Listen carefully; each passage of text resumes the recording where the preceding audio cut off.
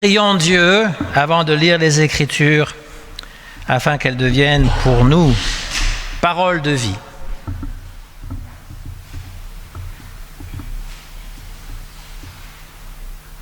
Seigneur, veuille nous révéler ta sagesse. Par l'Esprit qui vient de toi, nous connaîtrons tout ce que tu nous as donné et nous en parlerons, non pas avec les mots de la sagesse humaine, mais avec ceux que nous enseigne l'Esprit. Amen.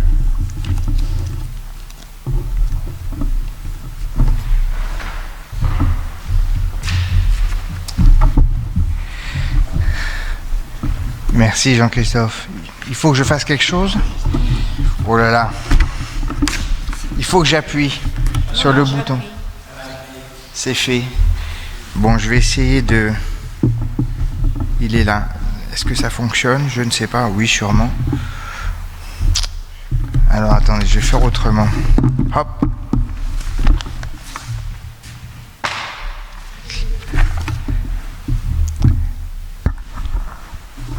Bonjour. Bonjour de la part de toutes les églises sœurs qu'on a dans la région.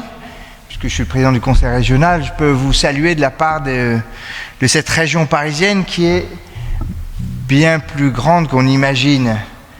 Je ne sais pas si vous savez, on est 70 églises sœurs dans la région, depuis Cergy-Pontoise jusqu'à Nevers, de Mantes-la-Jolie jusqu'à Château-Thierry ou Troyes.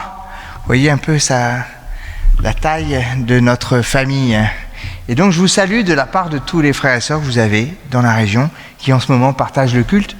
Alors, vous savez, il y a eu un petit bisbis sur l'horaire, mais le Seigneur s'y retrouvera, j'espère. En tout cas, je suis venu partager avec vous ce que j'ai de plus précieux, cette parole d'évangile qui me porte, qui nous porte tous, qui nous fait grandir. Et tous les dimanches, je choisis le texte du jour, puisque je change d'église tous les dimanches. Et donc, le texte qui nous est proposé pour aujourd'hui est tiré de l'évangile de Luc, au chapitre 17, et je lis du verset 11 au verset 19. Tandis que Jésus faisait route vers Jérusalem, il passa le long de la frontière qui sépare la Samarie et la Galilée. Il entrait dans un village, quand 10 lépreux vinrent à sa rencontre. Ils se tinrent à distance et se mirent à crier « Jésus, Maître, prends pitié de nous !» Jésus les vit et il leur dit « Allez vous faire examiner par les prêtres. » Et pendant qu'ils y allaient, ils furent purifiés de leur lèpre.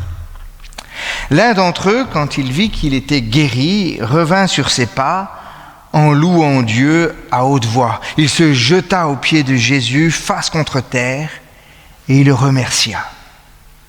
Or, cet homme était un Samaritain.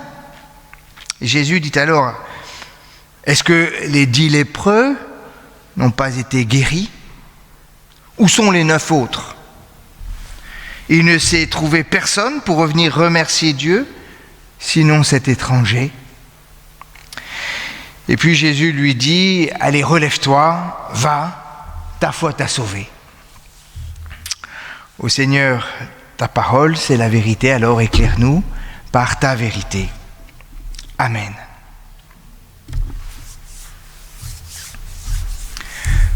« 10 lépreux sont guéris, un seul rend grâce. » 10%, c'est pas beaucoup.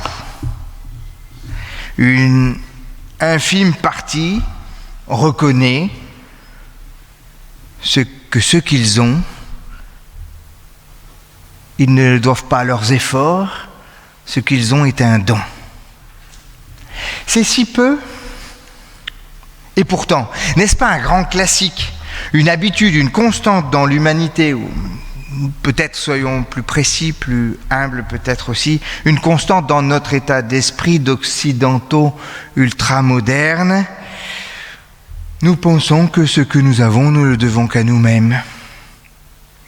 Souvenez-vous de Cana, vous savez, quand Jésus change l'eau en vin, pour que les noces ne soient pas ratées gâché par le manque. Tous boivent du vin, tous reçoivent le meilleur vin. Mais seuls les disciples crurent en lui.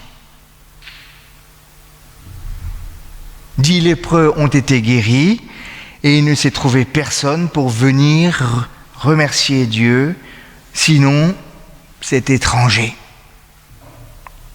Pourquoi ? Parce que, en fait, la gratitude, ce n'est pas évident. Comprendre sa vie comme un cadeau, une grâce, un don, ce n'est pas évident. Oui, il est possible de s'émerveiller devant l'immense, le grandiose de la vie, de la naissance, de l'existence. Mais relier cela à un don, retrouver le donateur derrière le don, regarder en direction du Créateur et ne pas seulement s'émerveiller de la créature, c'est cela qui n'est pas une évidence. Râler, exiger, quémander, hurler à l'injustice, crier sa colère à la face du monde, on sait le faire, surtout quand on est français. Penser que tout ce qui est à nous est dû et que le monde est à notre disposition, nous savons faire depuis toujours. Il y a dans ce petit récit qu'on a lu dans l'évangile de Luc, un nœud qui peut nous aider à comprendre pourquoi nous avons tant de mal à prendre soin de cette vie qui nous est donnée, de cette planète qui nous est donnée. Pourquoi avons-nous tendance à nous tourner vers Dieu quand tout va mal et oublier de le faire quand tout va bien ? Pourquoi appeler au secours est toujours plus facile que de dire merci ? Pourquoi avons-nous tant de mal à nous laisser convertir à l'urgence de prendre soin de ce monde, à l'urgence écologique ? Non parce que nous aurions peur de la catastrophe, inévitable en fait, mais par esprit de gratitude devant ce qui nous est donné, par conviction que ce que nous avons est un don, par conversion donc, par demi-tour, par changement radical de notre mentalité, de notre cœur, de notre spiritualité, découvrir cet esprit de gratitude. Voilà la clé. Et j'espère que vous repartirez de ce culte en ayant redécouvert cet esprit de gratitude. Parce que la gratitude, c'est considérer sa vie, considérer la vie comme étant un don qui nous vient de Dieu. Et c'est bien une question d'état d'esprit. Qu'est-ce qui nous donne cet état d'esprit ? Quels sont les obstacles qui empêchent que nous ayons cet esprit de gratitude ? Si je lis l'histoire des 10 lépreux, ce n'est pas le fait d'être dans le besoin. Tous appellent au secours. Les 10 crient. Ce n'est pas le fait de recevoir un don. Tous reçoivent la même guérison. Et 9 ne s'en rendent pas compte. Ce n'est pas le fait d'être en lien avec une religion, avec une église, ni même de se dire croyant, parce que tous vont voir les prêtres en espérant leur aide. Qu'est-ce qui empêche cet état d'esprit de gratitude ? Pourquoi avons-nous cette fâcheuse habitude de considérer ce que nous avons comme un dû, comme un droit ? Pourquoi ? Est-ce que recevoir rend aveugle ? Qu'est-ce qui fait obstacle à la foi, en fait ? 10 lépreux sont guéris, un seul rend grâce. Est-ce de l'ingratitude ou est-ce de l'aveuglement ? Est-ce de l'égoïsme du « tout est dû » ou est-ce une incapacité à voir ce qui est donné ? Je vous propose de reprendre le fil du récit pour y déceler ce qui fait obstacle. barrage, ce qui obstrue la capacité d'accueillir celui qui donne, de reconnaître le donateur derrière le don. Il passa, parle de Jésus, le long de la frontière qui sépare la Samarie et la Galilée. Jésus est un Galiléen et il marche sur une zone frontière qui, de fait, pose problème. Du fait, vous le savez peut-être, de l'antagonisme ancien de plusieurs siècles entre les deux peuples, entre les Samaritains et les Galiléens. Parce que les Samaritains sont restés sur la terre d'Israël pendant l'exil à Babylone. Les uns sont restés, se sont mariés avec des étrangers venus, ils ont fait venir de nouveaux dieux et puis ils ont continué leur vie sur place, pendant que l'élite, les dirigeants du peuple étaient emmenés en exil à Babylone. Et quand ceux qui sont partis en exil sont revenus, ils ont retrouvé les gens là sur place. Et ils se sont battus et depuis ils se détestent les uns et les autres, les Samaritains et les Galiléens. Il y a donc un premier obstacle à la rencontre. Chez ces lépreux, une question se pose, qui est-il ce Jésus ? Est-il de chez nous ? Peut-on lui faire confiance ? On n'en sait rien. Sur une zone frontière, on ne sait jamais à qui on peut faire confiance. Mais au moins on peut lui soutirer 3 pièces, demandons-lui de l'argent. Aide-nous, aie pitié de nous. Dit lépreux donc vint à sa rencontre et il se tint à distance. La loi de pureté les y oblige à rester à distance. Vous savez qu'il y a un second obstacle à leur rencontre avec Jésus, une barrière invisible mais bien réelle, la peur objective de la contagion. Vous vous souvenez, le Covid n'est pas bien loin, les masques, voilà, la peur objective, il va nous contaminer, on va contaminer l'autre. Allié à une réaction épidermique de répulsion, une sorte de pointe de dégoût devant la lèpre. J'ai eu l'occasion, il y a quelques années en arrière, c'était en l'an 2000, de faire un camp de jeunes en Égypte, et on a travaillé dans une léproserie à Abu Zabel pour refaire la chambre des lépreux. Eh bien, je vous promets que quand un lépreux vous prend dans vos bras, dans ses bras, et vous embrasse parce que vous avez repeint sa chambre, vous ne pouvez pas vous empêcher, même si vous savez que ça n'est pas vraiment contagieux, vous ne pouvez pas vous empêcher d'avoir ce petit réflexe de dégoût, de dire parce que vraiment il est abîmé. C'est comme ça, c'est normal, c'est naturel. Et sans parler ici de la barrière symbolique, théologique qui s'impose parce qu'ils vivent dans un monde qui comprend la maladie comme une punition de Dieu. Et on se dit quand on voit un lépreux, qu'ont-ils fait de mal pour mériter ça ? Qu'est-ce qu'ils ont fait au bon Dieu pour mériter ça ? Deuxième obstacle donc. Ils se tinrent à distance et ils se mirent à crier, forcément. 10 lépreux appellent au secours en criant. Voilà un troisième obstacle bien réel. Une guérison dans une rencontre personnelle. One to one. Ok, c'est plausible. Mais que faire face à un groupe qui crie à distance pour mendier ? Cet effet de masse, voyez, est renforcé par les cris. Et on imagine que chacun veut tirer la couverture. Et moi, donne-moi à moi aussi. Obtenir la petite pièce du passant. Il n'y a dans l'appel au secours des 10 lépreux aucun appel à la guérison, vous l'avez entendu. Dans leur cri, Jésus, Maître, prends pitié de nous. Ils demandent de la pitié, du soutien, de l'aide matérielle, sans doute, mais pas une guérison. Aucune confession de foi non plus d'ailleurs. Ils l'appellent maître, comme on dit chef ou patron. Celui qui donne des ordres, qui est habitué au pouvoir, celui qui a un statut social et qui va pouvoir donner un peu de son pouvoir d'achat aux autres. Visiblement, ils ne savent pas vraiment qui est ce Jésus qui passe le long de la frontière. Un marchand en transit, un homme important certainement. Jésus les vit et il leur dit « Allez vous faire examiner par les prêtres ». Jésus les renvoie vers les prêtres.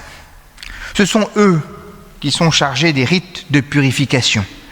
de leur rendre possible la réintégration dans la communauté. Cet intermédiaire religieux constitue en fait le 4e obstacle à la reconnaissance de l'origine de leur guérison. Or, cet homme qui reconnaît Jésus était un Samaritain. Celui qui raconte l'histoire partage son étonnement, sa surprise. Il ne s'y attendait pas. Pourquoi ? Le fait d'être un Samaritain, un étranger, aurait dû faire obstacle, empêcher sa compréhension de ce qui se passe. Mais voilà, il est étranger au peuple élu. Ce qu'il reçoit, pour lui, n'est pas un dû. Quand vous faites partie du peuple élu, ce que vous recevez, c'est normal, vous êtes élu. Donc vous avez le bénéfice qui va avec. Quand vous êtes étranger au peuple élu, ce que vous recevez, vous le considérez comme un don. Voilà pourquoi le fait d'être religieux est aujourd'hui devenu un obstacle. Faire partie d'une église, aller au temple le dimanche, tout cela peut nous laisser penser que nous faisons déjà partie du clan des vainqueurs, des gagnants, que nous serons sauvés par notre appartenance à l'église, parce que nous sommes chrétiens. Il nous arrive de ne plus reconnaître que nous avons besoin, parce que nous sommes déjà du bon côté. Le Samaritain, lui, c'est la figure de l'étranger, de l'exclu, du paria, du rejeté. Il n'est pas membre du peuple élu. Lui, ce qu'il reçoit, il le reçoit comme un cadeau immérité, inattendu, inespéré. Nous, ce que nous recevons de la grâce, nous le pensons que cela nous est dû, parce que nous faisons déjà partie du club. Enfin, il y a un 5e obstacle. Il y a un délai, voyez-vous, entre la rencontre avec Jésus et la purification qui n'arrive qu'après coup, quand ils sont en chemin vers les prêtres. C'est pas tout de suite qu'ils sont guéris. Ils rencontrent Jésus, Jésus les renvoie vers les prêtres, ils sont encore malades et en chemin, ils se trouvent guéris. Et ce délai-là constitue un 5e obstacle parce qu'il y a une sorte de sas entre la prise de conscience de l'origine de la guérison et la guérison elle-même. Il faut bien dire le lien. Il faut faire ce lien entre j'ai rencontré Jésus, je suis guéri, et quand il y a un délai entre les deux, entre ma prière et l'exaucement de ma prière, quand ça n'est pas tout de suite, je mets du délai, j'ai du mal à prendre conscience. Il n'y a d'ailleurs aucune parole de guérison, de purification qui ait été prononcée par Jésus. Ils ne font pas dans leur tête le lien. Si j'ose dire, c'est normal. Nos contemporains font de même. Si personne ne met le doigt dessus, si personne n'explicite ce lien entre celui qui donne et ceux qu'ils reçoivent, s'il n'y a pas une parole claire, une prédication claire, un témoignage explicite, si les chrétiens se taisent, comment voulez-vous que nos contemporains fassent le lien entre ce que Dieu donne et ce qui est donné ? Si aucune parole, aucun message, aucun témoignage n'est donné par les bénéficiaires eux-mêmes. L'apôtre Paul le dit très explicitement dans l'Épître aux Romains au chapitre 10. Et je cite l'Épître aux Romains. En effet, il est dit, dit Paul, toute personne qui fera appel au Seigneur sera sauvée. Mais comment feront-ils appel à lui sans avoir mis leur foi en lui ? Et comment mettraient-ils leur foi en lui sans en avoir entendu parler ? Et comment en entendront-ils parler si personne ne l'annonce ? Et comment l'annonce-t-on s'il n'y a pas de personnes envoyées pour cela ? S'ils ne font pas le lien entre leur guérison et leur rencontre avec Jésus, c'est que personne n'a mis des mots dessus. 5 obstacles donc viennent rendre problématique la connexion entre Jésus qui guérit et les lépreux qui sont guéris, entre celui qui donne et ceux qui reçoivent. En fait, la réaction des 9 lépreux est bien plus compréhensible que celle du Samaritain qui revient sur ses pas pour se mettre à genoux devant Jésus. Il est bien plus naturel de continuer sa route en attribuant ce qui nous arrive de bon dans notre vie au hasard, à la chance, au prêtre, à soi-même, à sa bonne étoile, aux cartes, au tarot, à ses propres efforts, que sais-je, tout sauf à celui qui a donné. Bref, la foi, ça n'est pas évident pour personne. Ça n'est pas une évidence. Croire, ce n'est pas donné à tout le monde. Et ceux du dedans, les croyants pratiquants dont vous faites partie, des amis, si je crois bien, puisque vous êtes là, les habitués des rites religieux, les déjà là, ont encore plus d'obstacles que ce Samaritain étranger pour faire demi-tour et revenir vers Dieu pour le remercier. N'y voyons donc pas tout de suite de l'égoïsme dans une sorte de réflexe moralisateur. La foi, c'est difficile. La gratitude, c'est difficile. Cela demande un effort pour traverser, sauter les obstacles. Ce qui est normal, c'est l'athéisme pratique. Les gens qui disent « je n'ai pas besoin de l'hypothèse Dieu pour expliquer le monde ». Ça, c'est normal. Ou à tout au moins l'agnosticisme pragmatique. Je n'en sais trop rien et au fond je m'en fous. C'est ça les agnostiques. Je n'en sais rien et je m'en fous. L'athée c'est je n'ai pas besoin de l'hypothèse Dieu pour expliquer le monde. Ce sont des attitudes normales aujourd'hui. Réfléchissons aux obstacles sur notre chemin de foi et essayons de les retirer un à un. La distance avec Jésus qui empêche une véritable rencontre. Comment créer de la proximité ? Voilà la première question que devrait se poser l'Église. Souvenez-vous le bon Samaritain. Celui de l'histoire d'un bon Samaritain, mais qui est le prochain ? Le prochain, c'est celui de qui je m'approche, avec qui je crée une proximité. Être là où vivent les gens, combler le fossé tant que c'est possible. Créer une proximité, c'est s'approcher de l'autre, faire le bout de chemin qui manque pour entrer dans son espace de vie.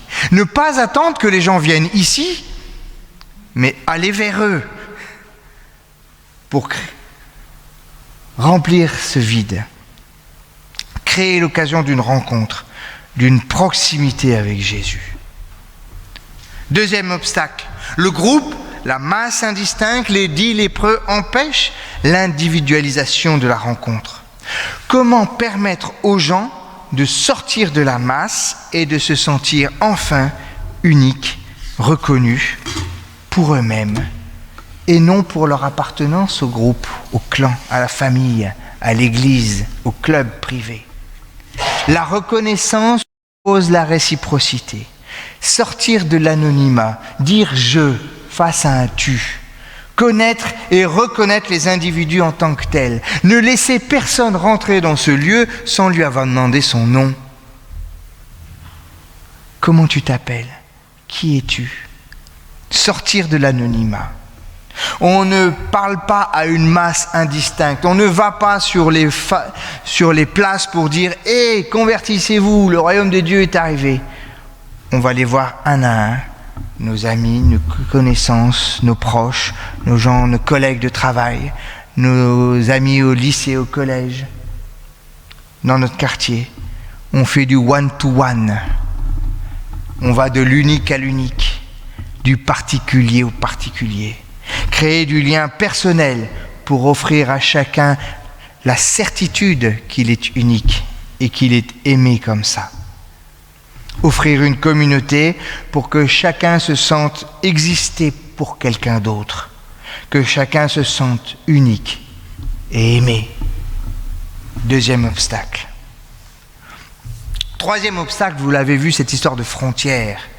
La différence culturelle et les incompréhensions qui naissent sur les frontières.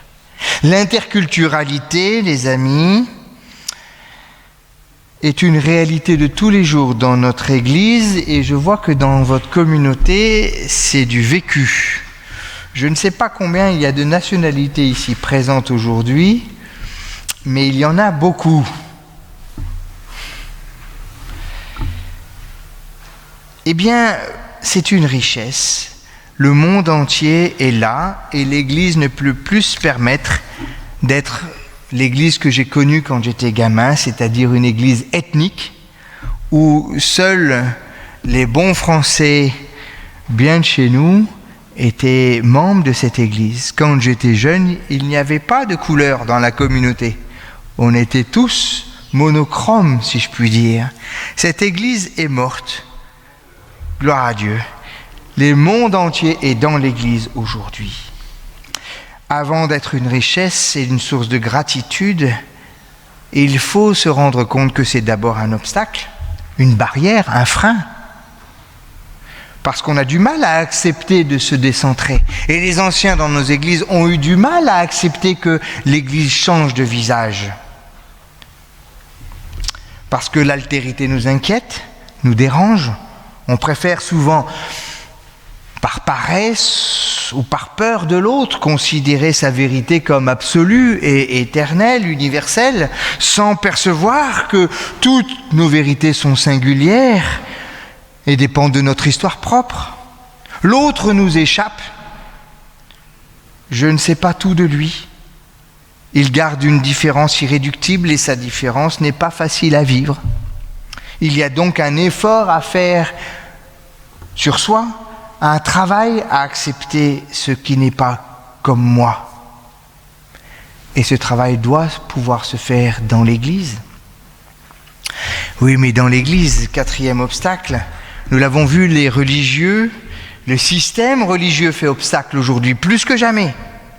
Quand l'Église se tire une balle dans le pied et joue contre son camp, on a toujours l'impression que si les gens ne viennent plus à l'Église, c'est de leur faute. C'est parce qu'ils sont devenus individualistes et ingrats devant Dieu.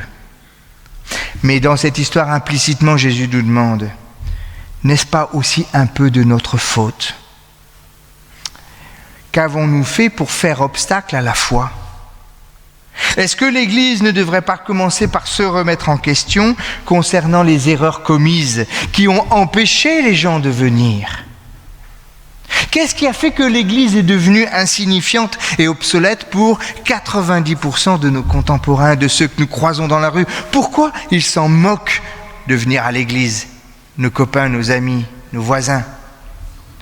Parce que nous avons un discours moraliste ? Parce que nous avons eu un discours dogmatique, parce que nous avons eu un discours humaniste, parce que nous avons eu un discours politique. L'histoire de l'Évangile nous dit que nous avons besoin d'une Église qui se met au service des autres, qui entendent les cris du monde et qui, par des besoins qui sont exprimés à corps et à cri, un peu moins d'institutions, un peu plus de service, une Église qui se préoccupe des gens et qui se met à leur service. Moins d'institutions, plus de services pour entendre les cris du monde et y répondre. Enfin, et je termine là, il y a un dernier obstacle, peut-être le plus difficile, qui est le silence supposé de Dieu face au mal. Quelqu'un qui crie au secours pour demander sa guérison et qui ne reçoit pas de réponse à sa prière. Face au mal et à la souffrance, le délai entre la question et la réponse dans la prière, il y a comme un soupçon posé sur l'efficacité de la prière et de la foi. À quoi ça sert de prier si Dieu ne répond pas ? Sans doute la question la plus difficile. Je voudrais juste faire écho à un titre de film qui traite de la question d'Alzheimer, qui disait, avec Isabelle Carré, qui disait, se souvenir des belles choses. Est-ce que ce n'est pas ce que l'Évangile nous dit ce matin ? Apprendre à se souvenir des belles choses.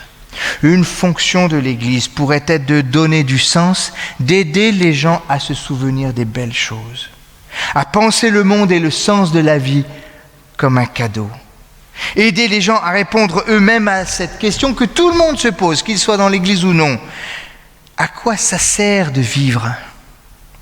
Pourquoi je suis là ? qu'est-ce que je fous sur terre? Est-ce que tout cela a un sens? La gratitude ne peut naître, les amis, que pour celui qui a réussi à répondre à cette question existentielle, humaine, universelle. La gratitude suppose la capacité de relire sa propre histoire après coup pour y trouver les traces de ce que Dieu a fait, les traces du passage de Dieu dans notre existence. Ma fille aînée m'a offert un texte calligraphié que j'ai mis dans mon bureau qui dit « Le hasard, c'est le véhicule que Dieu emprunte pour voyager incognito ». Cette magnifique phrase me dit qu'il est nécessaire peut-être d'apprendre les gens à relire leur propre histoire pour y décerner les traces du passage de Dieu. Relire notre histoire personnelle pour y retrouver des raisons de nous réjouir et des raisons de dire merci. Sortir peut-être d'une écologie de la culpabilité ou de la peur pour retrouver une écologie de la gratitude. Apprendre à dire merci parce que Dieu nous a fait ce cadeau immense d'une vie tellement belle.